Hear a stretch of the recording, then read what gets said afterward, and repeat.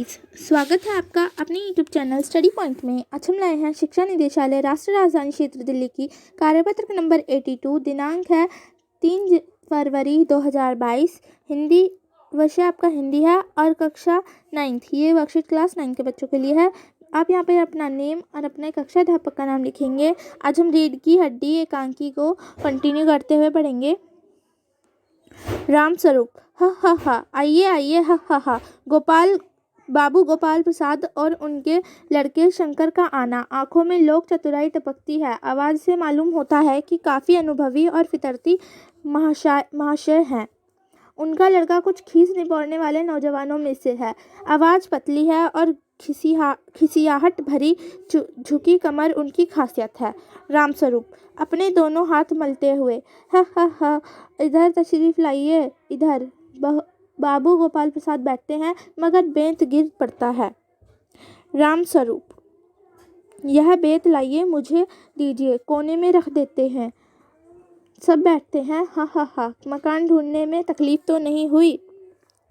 तो गोपाल प्रसाद जी कहते हैं खकार कर नहीं, टांगे वाला जानता था और फिर हमें तो यहाँ आना ही था, रास्ता मिलता कैसे नहीं।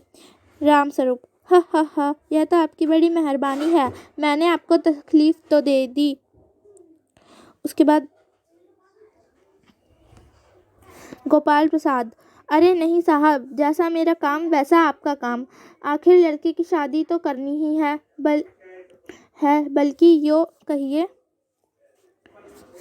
कहिए कि मैंने आपके लिए खासी परेशानी कर दी। रामस्वरूप हा ये लीजिए, आप तो मुझे कांटों में घसीटने लगे, हम तो आपके हैं सेवक ही हैं। थोड़ी देर बाद लड़के की ओर मुखाबित होकर और कहिए शंकर बाबू कितने दिनों की छुट्टियां हैं। तो जो रामस्वरूप जी है वो गोपाल प्रसाद जी के लड़के से बोलते हैं कि और बताओ शंकर बाबू कितने दिनों की छुट्टियां हैं। शंकर जी कॉलेज की तो छुट्टियां नहीं है, वीकेंड में चला आया हूँ। तो शंकर जी बोलते हैं कि वो वीकेंड में चले आए, जो संडे को चले आए हैं। रामस्वरूप आपके कोर्स ख़त्म होने में तो अब साल भर होगा। शंकर जी यही कोई 2 साल। रामस्वरूप साल 2 साल। शंकर हाँ जी, 1 आध साल का मार्जिन रखता हूँ। गोपाल प्रसाद बात यह है कि साहब यह शंकर 1 साल बीमार हो गया था। क्या बताएं, इन लोगों को इसी उम्र में सारी बीमारियां सताती है। एक हमारा ज़माना था कि स्कूल में आकर दर्जनों कचौड़ियाँ उड़ा जाते थे, मगर फिर जो खाना खाने बैठते तो वैसी की वैसी ही भूख। रामस्वरूप कचौड़ियाँ भी तो उसे ज़माने में पैसे की 2 आती थी।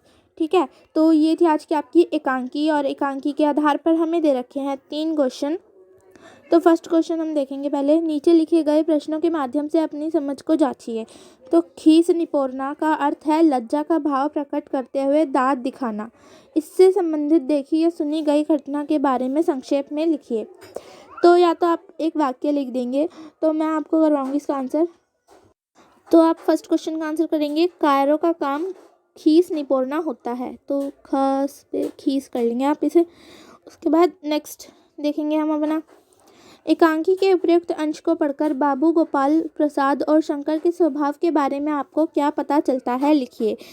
तो हम लिखेंगे उपयुक्त अंश को पढ़कर बाबू गोपाल के बारे में पता चलता है कि वह एक वकील थे, पर उनकी सोच एकदम पिछड़ी थी।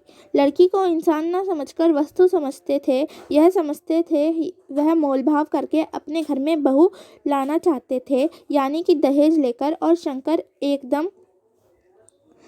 एकदम निकम्मा था, फिर भी वह इतना अकड़ में था उनका बेटा शंकर बहुत बड़ा अफसर या व्यापारी हो। ठीक है, उसके बाद नेक्स्ट क्वेश्चन है हमारा, थर्ड है इस वर्कशीट का लास्ट क्वेश्चन। रामस्वरूप के संवाद या बातों से चापलूसी और दिखावा झलक रहा है। आपके विचारों से वह ऐसा क्यों कर रहे हैं? तो आप लिखेंगे मेरे हिसाब से जो रामस्वरूप चापलूसी और दिखावा कर रहे थे, वह शायद चाहते थे कि उनकी बेटी का इसी घर में विवाह हो जाए और वह यहाँ से चली जाए। उनकी यह सोच पिछड़ी हुई थी।